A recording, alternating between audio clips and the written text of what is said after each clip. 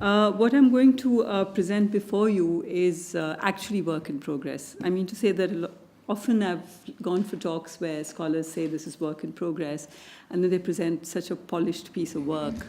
And so this is truly a work in progress. It is not a polished piece of work. I'm developing what I think will be a new project for me, where I'm bringing together two bodies of scholarship and politics. One is feminist scholarship and activism around land rights for women. The other is land struggles in the context of large-scale land acquisitions. And a third strand that I would bring in here is a critique of Hernando de Soto's idea of formal property titling as a way of bringing about what he calls economic development, which is a very influential strand in our parts of the world. So while the first two parts will draw on Indian material, I'm hoping they will resonate with people on this continent because we have had very similar colonial experiences. And then in the last section, I'm hoping we would be moving more into the conversation with movements and scholarship here through the critique of De Soto. So I will, in order not to waste time, I will simply read my paper, and because I do want to leave time for discussion. So as I think we all know, bringing women into the ambit of individual property rights has long been one of the key issues in feminist practice and scholarship. This paper is part of a larger work on feminism and property that would reflect on the idea of the individual, possession, and ownership across intellectual and political traditions. But in this paper that I'm presenting here, I'm going to focus on land ownership and the growing recognition that in the face of large-scale land acquisitions for corporate globalization, the only real challenge to capitalist ambitions is posed by collective ownership of land and a strong assertion of the commons. Today, I will attempt to think through what this recognition would mean for feminist understandings of land rights for women, drawing largely on the Indian experience, although the larger project will take on board these issues as they play out in Africa in particular, but also with movements of indigenous peoples globally. So this means that I'm setting aside for the moment as undisputed from a feminist perspective the rights of women to non-landed property in natal and matrimonial families, to the matrimonial home, and so on. Because women's rights to property in general is not the focus of my lecture today, I will focus on land rights. I think that at this moment in time, several kinds of political movements and several strands of scholarship from the end of the 20th century onwards, for about 3 decades or so, are coming together to alert us to a need for a shift in feminist perspective on land rights for women. So in the first section, I will give you a brief overview of land struggles in India and the kinds of issues that are arising for us there. And let me begin with what we hear from struggles against the accelerated and large-scale land acquisitions by the state for use by private corporations. Activists in these movements and scholars engaged in understanding land relations are increasingly coming to the recognition that the state, the Indian state, is now very amenable to joint ownership deeds, which are called pattas, joint pattas, which had been the main demand for joint, as in between, that the woman has joint ownership of land as well. Joint title deeds for husband and wife to family land. Now, this has been the main demand of women's movements for decades. But now what feminist movements, movements involved in land struggles are recognizing is that the state is now very amenable to this. They note the trend to restrict farmers to family plots by giving them formal title deeds, even joint title deeds to the woman and the man, while the state takes control of common and public lands. So the giving of joint title deeds is a way of privatizing the farmer's land to his and her small family holding, while common and public lands are taken over by the state. Enclosures, evictions, and land use policies are all state strategies for taking over common and public lands. And of course, title deeds are no magic potion against land acquisition. Rather, individual title deeds facilitate land acquisitions by the state. It has, of course, long also been understood in the context of land reforms that the joint title deed, in effect, sidelines the question of land distribution, and in that sense, it's not a radical agenda. We will return to these issues that I flag here later. Roma, an activist with All India Union of Forest Working People, is now opposed to the title deed as such. These are very huge developments in Indian politics because these were some of the most radical demands at one time in the women's movement. But now a feminist activist working with the All India Union of Forest Working People publicly states that she's opposed to the title deed as such, which she sees as looking at land use and ownership exclusively through the prism of the family. In her experience, she says, only collective ownership can fracture patriarchy, and her organization works with movements that collectively cultivate land. Such a movement would be a movement of the landless, not of middle and upper peasantry. There is thus, in this understanding, a contradiction between the interests of peasants and the landless who use common lands, and an alliance of marginal farmers and the landless also needs to be built in order to bridge the caste divide, as the landless would largely be Dalits, that is, the former untouchable castes. Common lands that embody layers of customary use rights, usufruct rights, are the biggest impediment to market relations, and prime among such lands are forests. It is in this context that land occupation movements by castes and tribes, both of which are constitutionally recognized identities in India, traditionally excluded from agriculture, must be viewed and understood. For example, forest lands in Kerala were occupied by the Adivasis, which is a term for indigenous peoples, and they were violently evacuated by the police in 2005. This occupation of lands by the poor is in fact a reoccupation of common lands, which were turned into state-owned land overnight through colonial legislations such as the Indian Forest Acts of 1878 and 1927.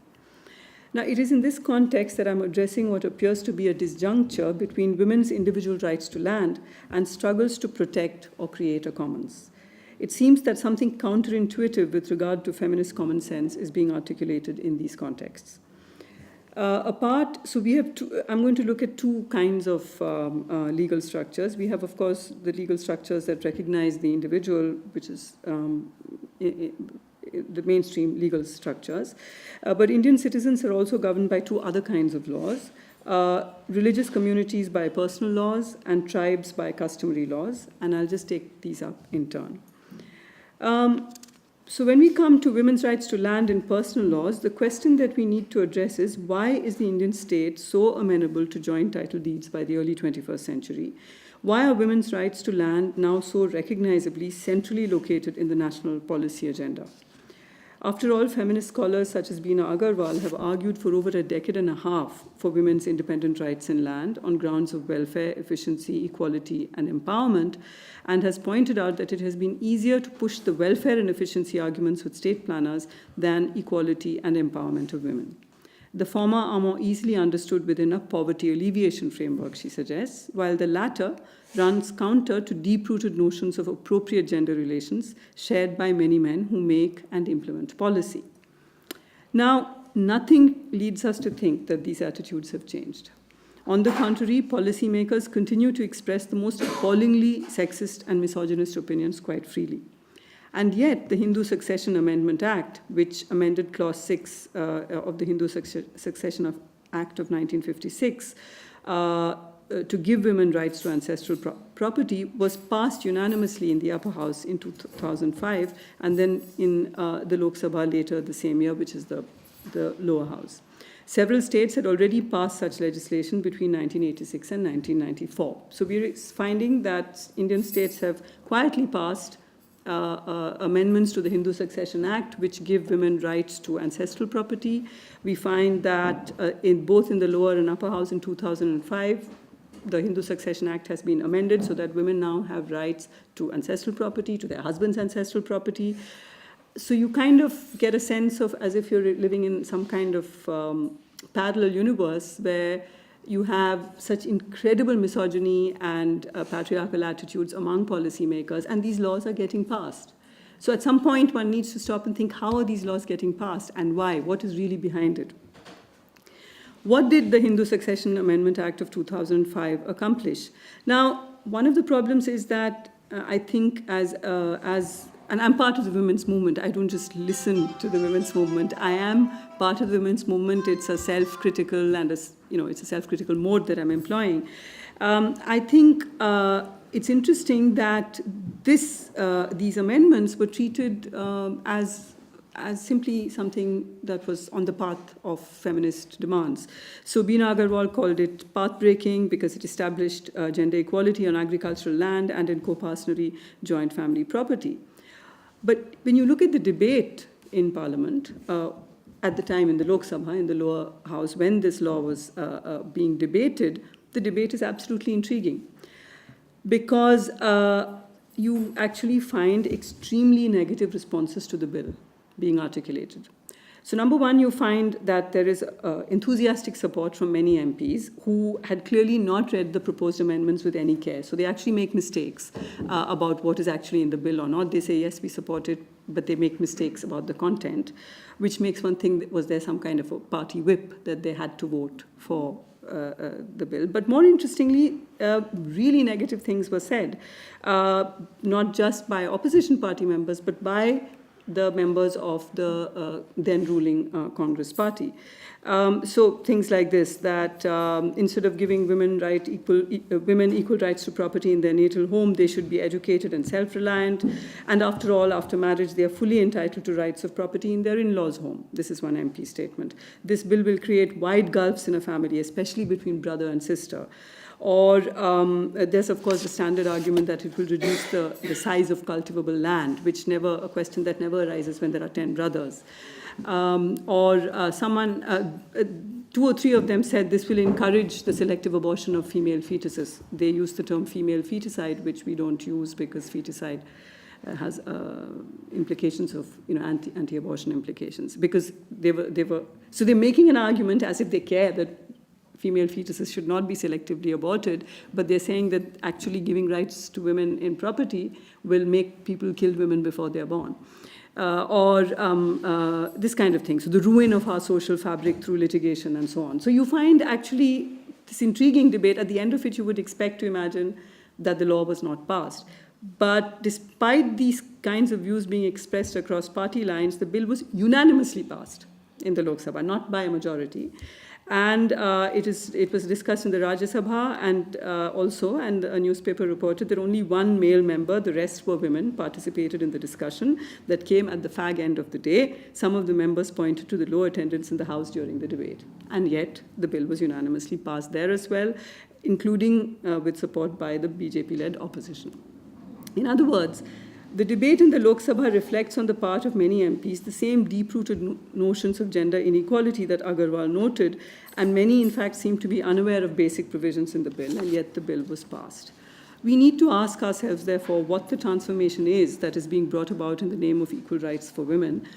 And when we come later in the paper, deep inside me is, not very deep inside me, is a conspiracy theorist. And you'll find that 2005 is an interesting year because something else happened in 2005, which we will discover as we go further on.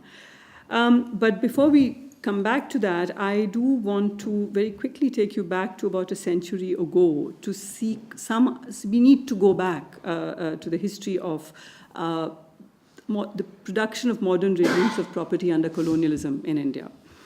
So some very interesting historical work is now emerging on Hindu law reform and codification in late colonial India. I will come to Muslim law in a minute. A process that has hitherto been debated in feminist scholarship solely in terms of enhancement or curtailing of women's rights to property. And it seems to me that this new work by scholars Ritu Birla, Eleanor Newbegin, this new work actually is enabling an understanding of this codification as the making of capitalist subjects. This is Ritu Birla's term. In her study of the Indian Chamber of Commerce, Birla shows how vernacular capitalists take the place in the colonial global through the gendered production of the local, especially in defense of the joint family system. Colonial commercial law of partnership sought aggressively to place the Hindu undivided family under the purview of contract in response to complaints of British traders regarding the unenforceability of contracts with indigenous firms. I quote Birla, the constitution of native firms shifted depending on the birth of sons within joint families and the marriage of daughters into other families. This fluidity allowed the management of debt and transfer of capital between different concerns.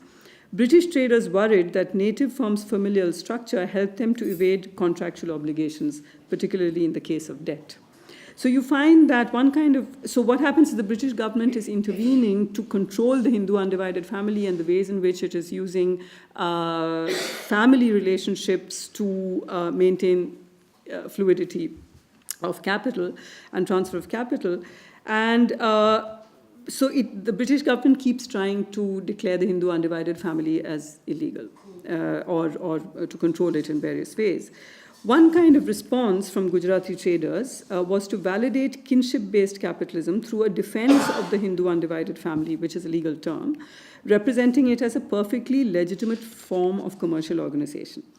Through this intervention, they challenged the modern common sense, which is being brought in by the colonial government, which is being normalized through colonial law, that commerce as a public endeavor and family expressed as authority over women and children were mutually exclusive. Rather, they sought to produce the joint family as a codified, therefore modern, and not customary, that is traditional arrangement. So this strange creature of the bazaar, the family firm, as Ritu puts it, was at the center of competing intra-community discourses of reform, which held that the ethical management of the joint family would be consistent with material development, and orthodoxy, which held that the joint family was a realm of Hindu culture. So what is happening is that what we see through Ritu's work is that the various kinds of debates over amendments to family laws, marriage, inheritance, women's relationship to property, all of this are actually, we have read this work as feminists in the context of status of women. But what this work is showing us that we ought to read it also in the context of producing a certain kind of capitalist subject. And when we do that, our attitude to land rights would have to shift. And whenever I say our, I mean feminists and the women's movement. Now, so the discourse that circulates is that of social reform. It is clear from this account that the reforms are about creating modern entities amenable to capitalist economic arrangements while accommodating the tension between the order of state and family. Now, the focus on Hindu law here is largely because through law reforms of the 1860s, colonial officials both created and formalized personal laws, the effect of which was different on Muslim and Hindu personal law, as Eleanor Newbigin demonstrates. Quranic Shariat law was presented as traditional as well as clear-cut and easily applied, under which Muslim families were considered to comprise of property-owning individuals. So, in other words, the way in which the Shariat law was codified, Muslim community was shown as already modern because it already comprised of property-owning individuals, and Sharia law was quite compatible with property-owning individuals, whereas the natural condition of a Hindu family was assumed to be joint, so the joint family. So this is very interesting because now, of course, discourses about Muslim law in comparison to Hindu law is that Muslim law is somehow backward and Hindu law is so modern and codified. But interestingly, in the 19th century, it was Hindu laws that were considered as requiring reform to bring them into the modern world of individual rights to property. The impetus towards reform came, argues Newbigin, from conflicts between Hindu professional and mercantile elites on the one hand, agrarian elites on the other, and so on. And so what we actually find is that through her work, the work of many other scholars on the ending of matriliny in Kerala among the Nair community of Kerala, there were other bills called, for example, the Hindu Gains of Learning Bill. What these different kinds of legislations are doing are using the language of progress, modernity, rights of women, rights of individual women. What they're doing is producing modern regimes of property which are amenable to capitalist development. So the discourse, and it is true that, for example, it's true that in some cases women are getting rights to property, but the transformation of matriliny actually ended women's rights to property as individuals, and they actually now get rights to property only as wives. But this is seen as a proper step in the production of a modern system of capitalism. So you find the work of Ritu Birla and Eleanor Newbigin fascinating because they're not really speaking about women's status as such. they're not really speaking about women's rights to land. They are talking about something else altogether. But you can actually see that we need to reconsider and we need to read the amendments of 2005 in the light of all of these developments, which in turn cannot be seen independently of the longer process of turning land into a commodity through different kinds of legislation. These are processes that you're familiar with on this continent, which began with the permanent settlement in India of 1793 and culminated in the Land Acquisition Act of 1894. That is the process through which the rule of property, as Anujit Guha put it, was sought to be established over heterogeneous practices of land use and land relations, thus creating a precise and definitive location of saleable property right. Another interesting development that I'm now going to skip to is in 1951 was the first amendment to the Indian Constitution, in which the right to agrarian property was significantly limited in order to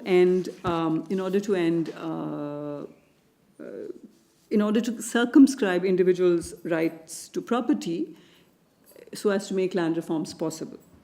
Now, this is interesting, and it seems paradoxical that I'm talking about an amendment here which actually controlled and restricted individual rights to property in order to bring about land reforms as part of the larger process of setting up capitalist individual rights. Now, what is happening when in Article 31, the individual's right to property is restricted so that the government can carry out land reforms? I think we need to see this as the process by which a nation state, in the process of establishing a capitalist economy through a passive revolution, these land reforms have to be seen in that light. By passive revolution, I refer, of course, to Sudipta Kaviraj's well-known development of the Gramscian notion to explain the pattern of development adopted by the Indian state.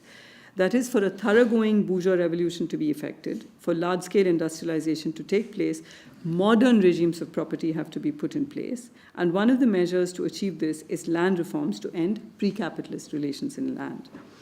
The courts had been holding up many of the land reform legislations, which is what necessitated the amendment to Article 31.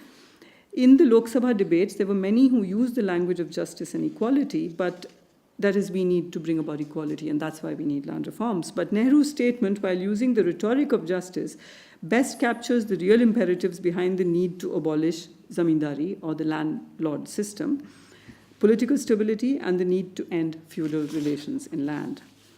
Revealingly, the fact that these reforms were not meant to weaken property rights as such, but only landed property in feudal estates, was spelt out in a later letter by a well-known Congress functionary to Nehru during discussions on the Fourth Amendment later in 1954. He put it like this: we have to move to the left on agricultural land, but moving left in industry will prevent expansion. So you have this interesting intervention by, for example, a large landowning MP called Hussain Imam, who protests the lack of fairness and uniformity in compensation and demands that you cannot only target feudal forms of property. So he said, whatever the law you may pass, it must not be for zamindari alone, for landlords alone, but for all kinds of property. Property must not be held sacrosanct when it is held by industrialists and taken without compensation when held by simple landlords of villages. In a sharp retort reflecting modern capitalist notions of property, he is shut up by another MP who says, the other property a man creates, land you have not created. It is significant that no voice in Parliament explicitly opposed the abolition of zamindari. The debate was over whether compensation should be just and adequate. Here was the fledgling bourgeois state putting in place notions of legitimate and illegitimate property. Soon, through the Hindu Marriage Act of 1955 and the Hindu Succession Act of 1956, far-reaching changes were brought about. These changes are presented as reform of Hindu laws to give women equal rights to property, rights to divorce, and so on. However, it has been convincingly demonstrated by feminist scholars that what in fact these legislations achieved was not equal rights for women, but codification. So codification is the move that does this at all times. So it's codification of the vast and heterogeneous practices of communities that were not Muslim, Parsi, Christian. This is the definition of Hindu in India, some communities that are not Muslim, Parsi, or Christian, bringing them into conformity with what was assumed to be the Indian and Hindu norm, that is the North Indian upper caste practices.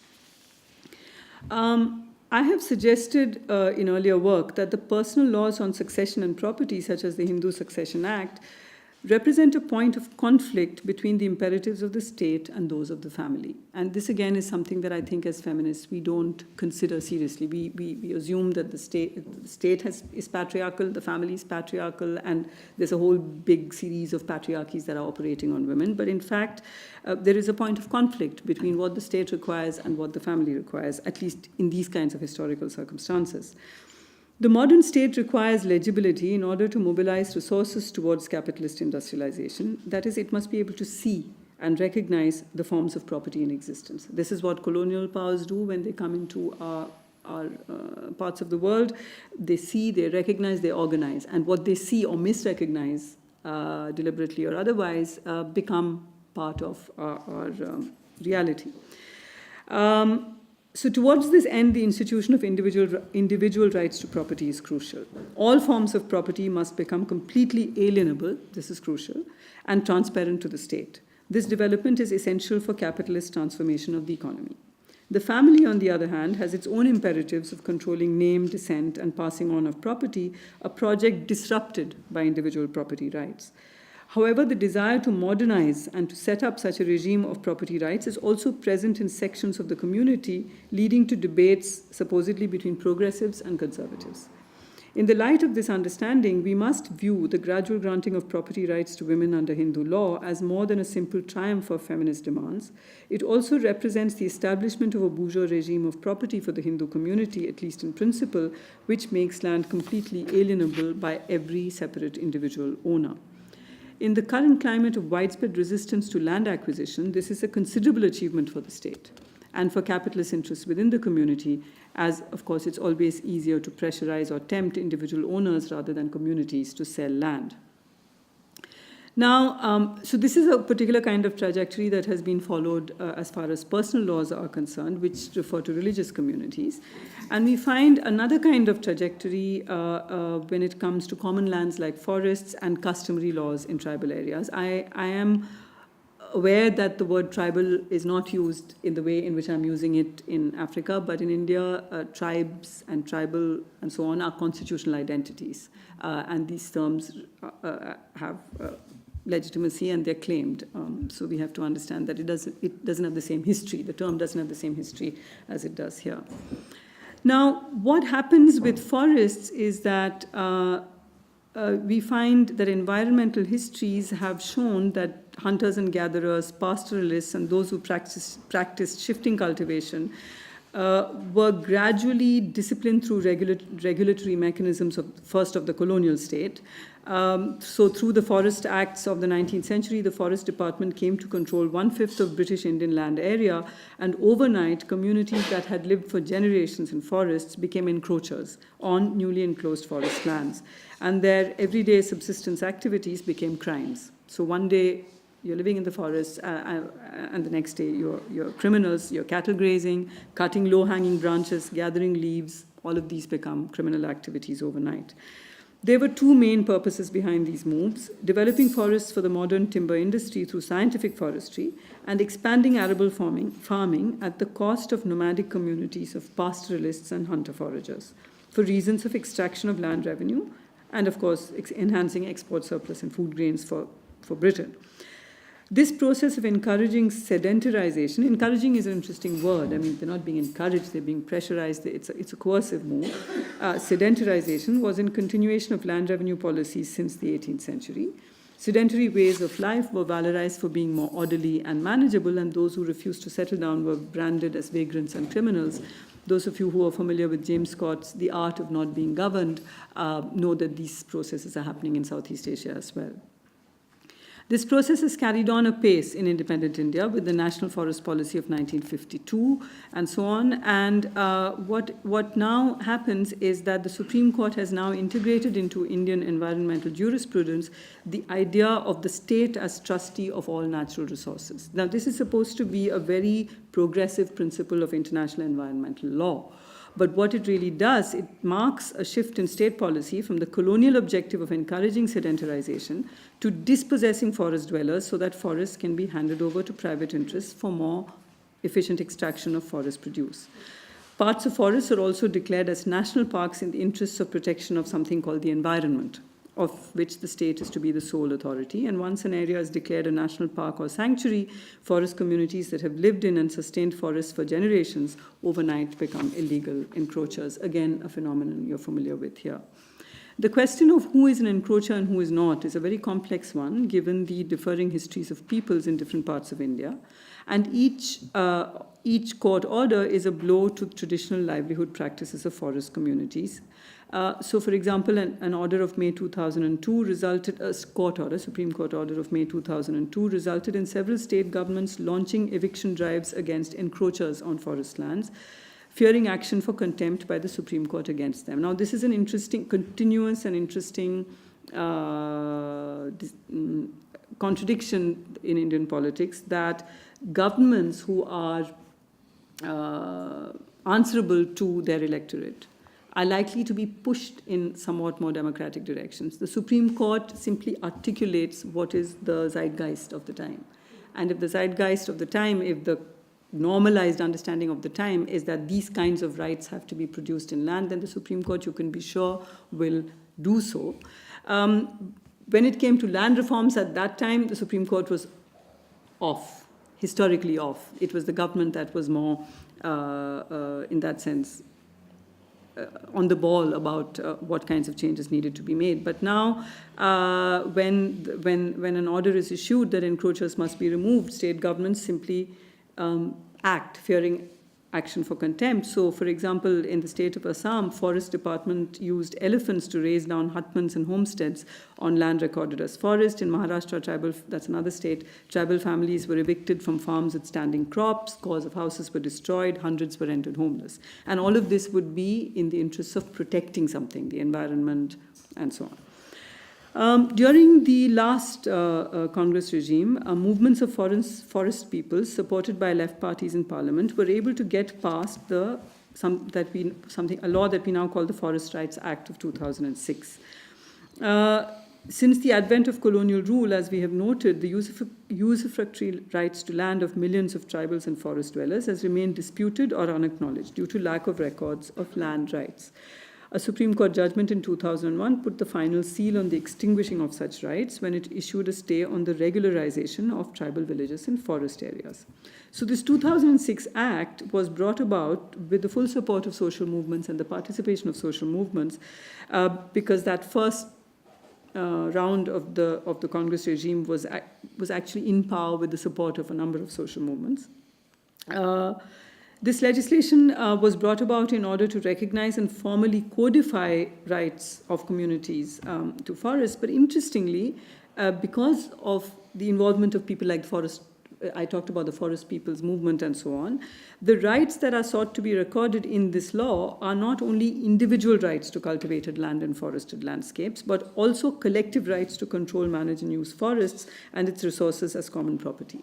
So this law is an interesting progressive law. It also stipulates the conditions for relocation of forest dwellers from critical wildlife habitations only with their free, informed consent and their rehabilitation in alternative land. So it's clear that through the involvement of forest people's movements, it's not traditional rights that are being asserted through the Forest Rights Act of 2006, but new forms of collective rights and claims are being fashioned. Now, collective rights are, of course, not desirable from the point of view of either the Forest Department, which has set up patronage networks through bribery, giving selective permissions to tribal people to use forest produce, nor for supporters of corporate investment-based development. The provision in FRA, the Forest Rights Act of 2006, making it mandatory to take prior informed consent of village councils for any diversion of forest land, is also an obstacle to corporate exploitation of forests. However, within 100 days of the current government under Narendra Modi, which came to power promising corporates the world, certainly India, the Ministry of Environment and Forests passed 240 of 325 projects which had been held up for lack of environmental clearance. And in the current climate, when you say this is the way you put it, it's held up for lack of environmental clearance. It makes it sound like some long bureaucratic hurdle has been placed in the way of development. But of course, lack of environmental clearance simply means that that project is destructive for the environment. But they were passed and so on. So many of the provisions of the Forest Rights Act are being now undermined. But the Act still has enormous potential for rejuvenating forests and the collective livelihoods of forest people, and it can be a threat to expanded regimes of individual property rights amenable to capital, and is therefore not surprisingly under threat under the new corporate-friendly regime. Customary laws is a term used to refer to the bodies of unwritten usages that govern the lives of communities that we call tribes in northeast and central India, and similar kinds of processes through which customary laws are produced. That is, the colonial government supposedly formally does not intervene in customary practices, but it actually intervenes to create new traditions. You know this is very typical of what happened in Africa as well. Now, what is interesting about customary practices, which is largely in the northeast and central India, is that the land tenure system is not uniform all over the region. Some tribes have complete community-based ownership and others combine individual with clan ownership. Practices of community ownership were basic to intra- and intergenerational equity as well as the relatively high status of women, because even individually owned land was treated as a community resource inherited from ancestors that they could use to meet their needs, but had to preserve for posterity according to ecological imperatives. Now, the argument is not that tribal societies were free of gender hierarchy, but that if resources like land, forests, and water bodies are community-owned, women have more of a say in their management. And so there's a relatively high status that it confers on them. But a study of 5 tribes that are at different stages of the interface between customary law and the modern legal system notes that when modern land laws enter such societies, the result is class formation and a stronger patriarchal ethos. The intervention of individual ownership-based laws first turn land without an individual title into state property, but this prepares the ground for transferring power from the community to a few elite men who took control of all decision-making and interpreted the customary law to their own benefit, thus deepening and entrenching both gender and class inequality. And state policies further strengthen these processes, for example, by giving loans and subsidies only to individual landowning family heads interpreted as men.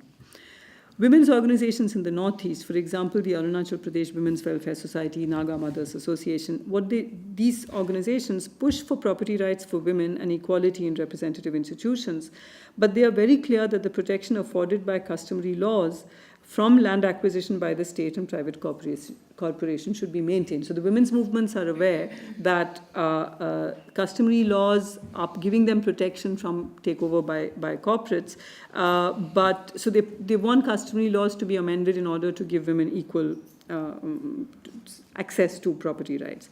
On the other hand, the male elite are perfectly open to transgressing customary laws in order to sell community lands to private corporate interests, but they invoke customary laws only to prevent women from having a say in these matters. So this is the very interesting struggle that's going on in the Northeast. And it has long been argued by some feminist activists that pushing for individual rights to property for tribal women is actually a disaster for the complex community practices that make up tribal understanding of property and its ownership.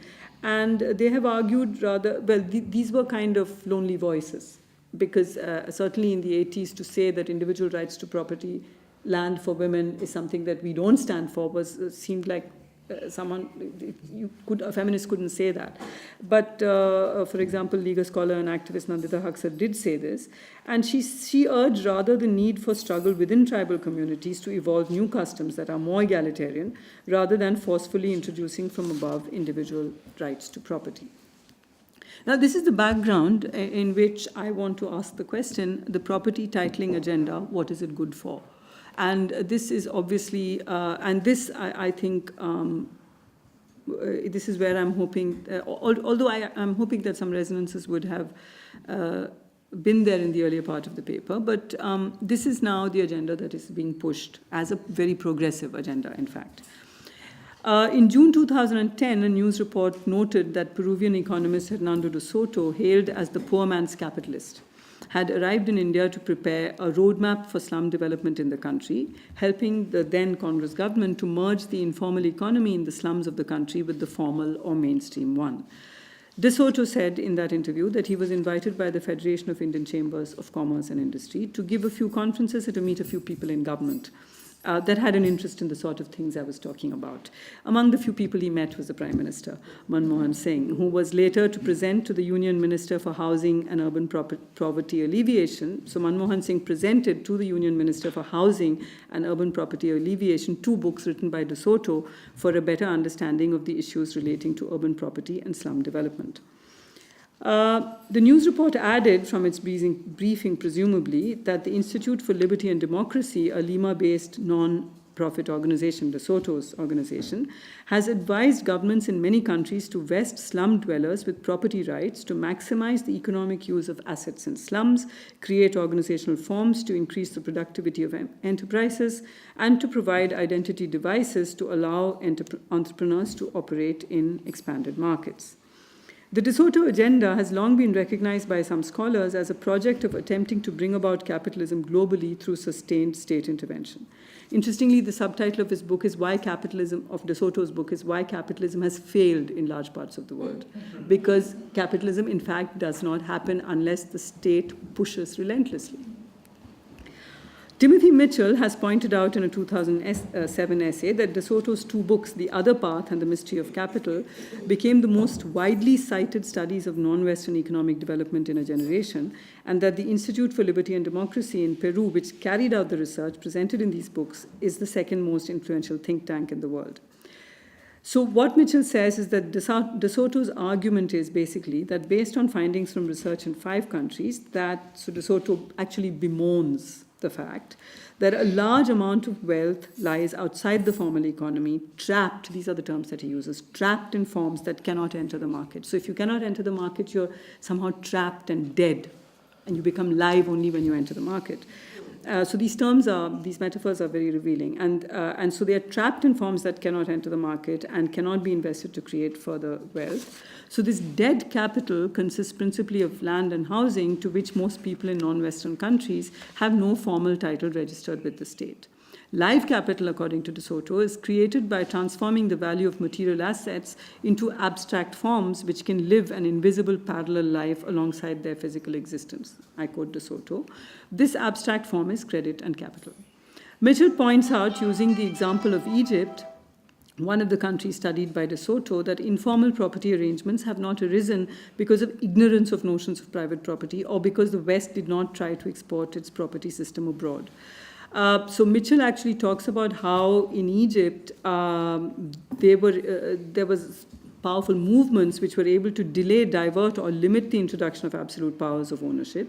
Unlike the states of Western Europe and North America, Egypt controlled no overseas colonies into which to ship a dispossessed rural population, because that's what you do when you introduce property titles. You basically dispossess all the others who work on the land, and then you send them off to Australia. But hey, there's no more an Australia to send them to. And Egypt certainly doesn't have an Australia to send them to. So in the course of the 20th century, Mitchell says, popular mobilization forced the Egyptian government to introduce a series of measures protecting small owners and tenants against eviction. So this was not some kind of accident or some kind of absent-minded inadequacy on the part of the Egyptians that they did not have private titling of property. However, once De Soto's program was adopted as part of the neoliberal reforms in Egypt, ILD drafted legislation. So this ILD in Peru, the Institute of Liberty and Democracy, actually works with governments to produce legislation, to craft legislation. And it brought about a mortgage law, property titling program, and new rules for licensing small businesses. In the same period, the Egyptian government and the courts began to alter the laws protecting commercial and residential tenants, freeing property developers from the constraint of rent controls. The investment funds stimulated by reforms flowed primarily into real estate and into exclusive concessions to provide services such as cell phones, McDonald's restaurants, imports of electronics, cars, and other luxury goods. In other words, capital was transformed wherever possible into sources of rent rather than into productive activity.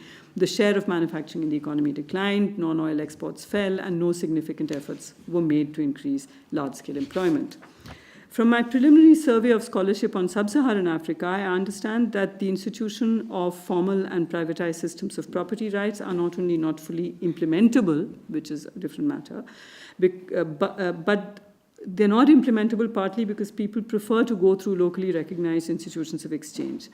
Rather than promoting security of tenure, titling efforts lead to higher levels of conflict over land, it has been found in sub-Saharan Africa. When it comes to women, because women are not entitled to own customary land autonomously, formal titling deprives them of even use rights recognized by the community.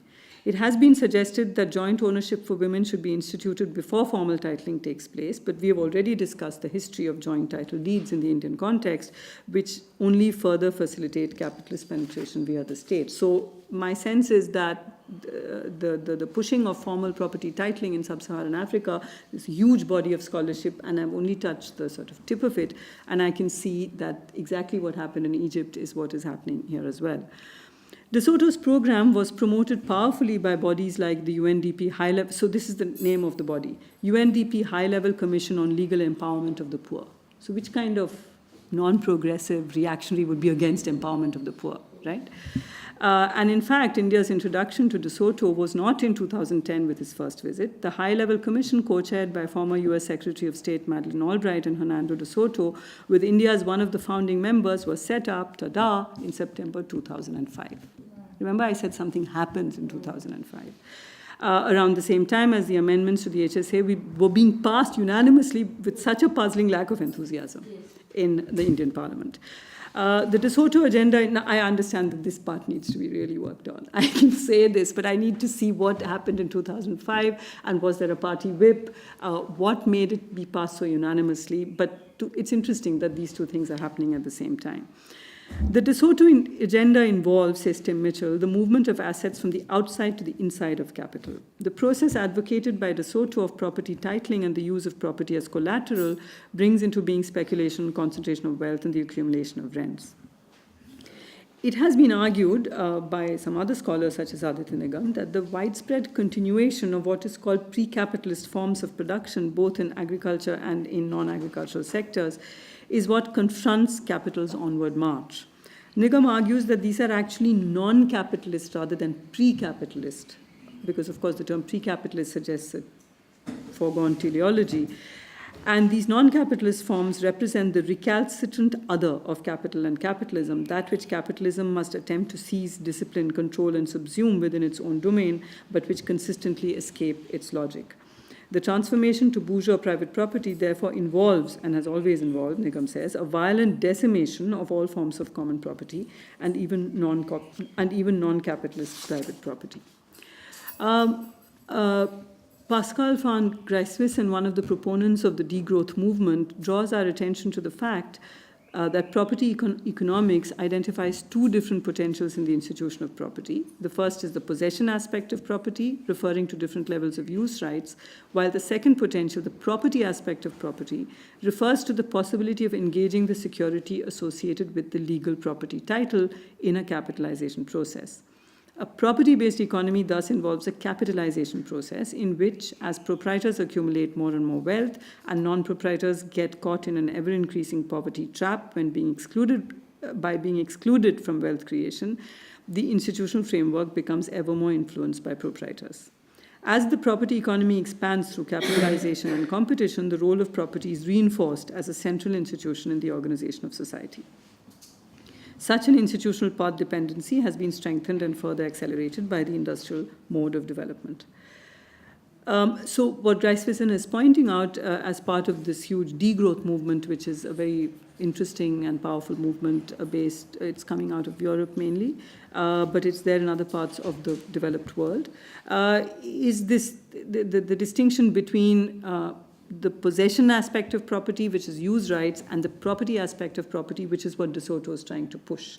So De Soto imagines a world in which people don't simply want a roof over their heads, they want to mortgage that to invest in capital, and make further profits. He imagines this to be the natural way in which human beings think, but clearly it is not the natural way in which human beings think, which is why capitalism has failed in large parts of the world. Michael Levien has starkly defined, who has studied land movements in India, has starkly defined dispossession as state-sponsored redistribution of land from the poor to the wealthy. It seems that land rights for women and property titles for the poor are the banners that fly before this process of dispossession, leading towards the establishment of a property economy. From this perspective, the state, the traditional religious community, and the customary community are all equally problematic from the point of view of equitable access to land for women as well as other excluded castes and groups. A truly radical agenda would thus have to challenge all these factors simultaneously: state-led capitalist enclosures of commons, private individual land ownership, and gendered and casted forms of exclusion from land use. All of this in a context of accelerated decline of agriculture in an era of rampant dispossession. Marcia Andrews, land rights activist from South Africa, has argued that no effective land struggle is possible without breaking up the nuclear family. A feminist agenda will clearly have to radically rethink our old slogan of land rights for women within an individual-centered capitalist regime of property, and learning from the experience of movements for digital commons and intellectual property commons as the paradigm for the future, work towards producing new forms of commons and collective anti-ownership use rights in land. Thank you. Thank you very much.